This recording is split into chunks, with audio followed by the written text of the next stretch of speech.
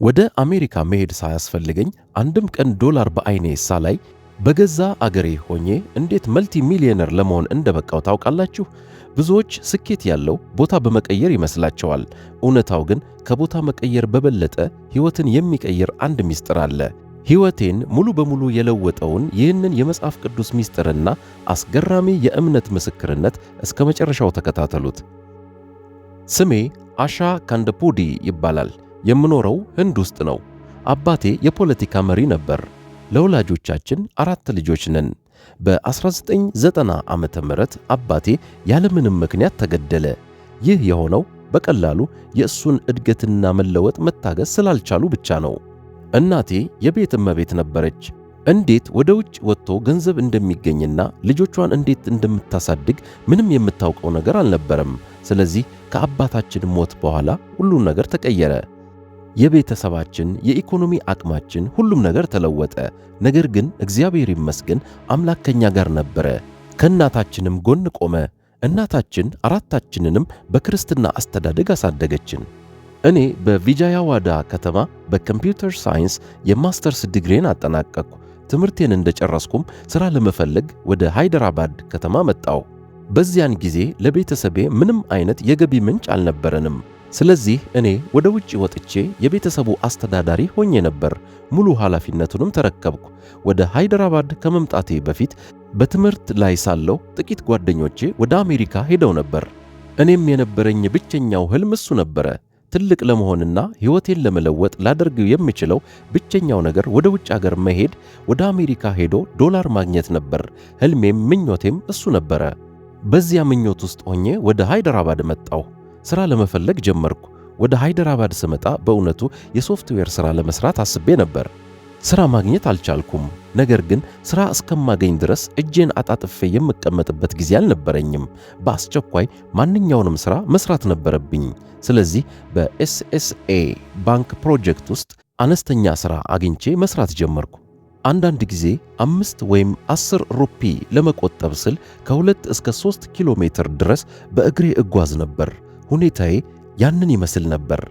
በየሳምንቱ እሁድ አንዳንዴ 3 የቤተ ክርስቲያን አገልግሎቶችን እካፈል ነበር። የጠዋት 1 ሰዓት፣ የ9 ሰዓትና የ11 ሰዓት። ከወንድም ማቴዎስ ጋርም በቤተ ክርስቲያን አገለግላለሁ። በየሳምንቱ ቅዳሜ እዚያ ለመስራት ወደ ቤተ ክርስቲያን እመጣለሁ። ስልኮችን እደውላለሁ። ሰዎችን ወደ ቤተ ክርስቲያን እጋብዛለሁ። ወደ አንዳንድ ሰዎች ቤትም ሄጄ እጸልይላቸዋለሁ። ብዙ ቤተሰቦችን ለመደገፍም ወደ ሕፃናት ማሳደጊያ ማዕከል እየሄድኩ አገለግላለሁ።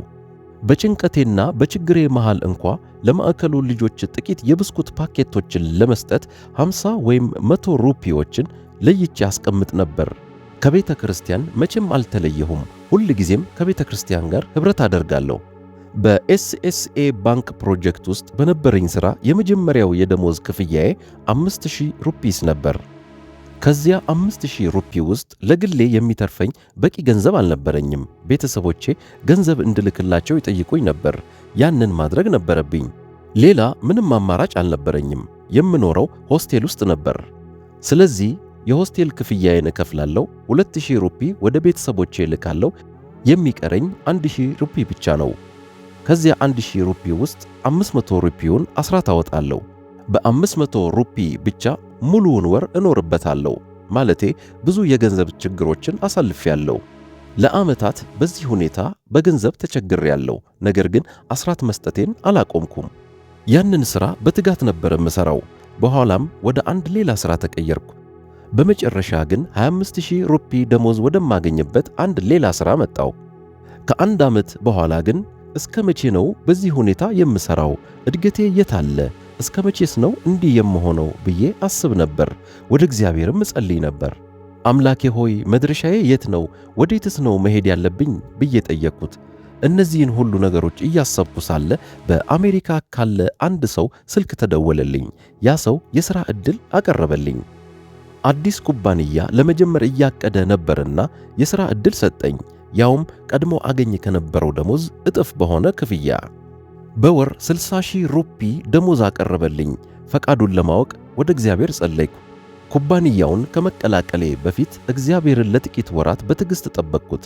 ከዚያም ተስማማሁና በድርጅቱ ውስጥ ሥራ ጀመርኩ። በዚያ ድርጅት ውስጥ ለ7 ዓመታት ሠራው። ሥራዬን አደነቀልኝ፣ ደሞዜንም ጨመረልኝ። ያንን ሥራ በለቀቅኩበት ጊዜ የወር ደሞዜ 250,000 ሩፒ ደርሶ ነበር።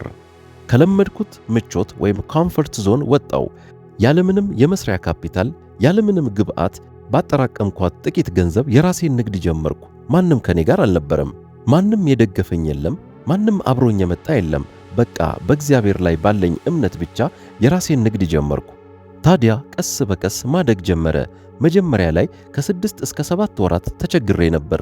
ከዚያ በኋላ ግን እግዚአብሔር ንግዱን አነቃቃው። ነገሮች መለወጥ ጀመሩ። ሰዎችም ያገኙኝ ጀመር። ሰራተኞችንም ቀጥሬ ማሰራት ጀመርኩ። ግብዓቶችም አሳደግኳቸው። ንግዴን በጀመርኩበት በ2021 እና በ2022 ዓ.ም ነገሮች በጥሩ ሁኔታ እየሄዱ ነበር።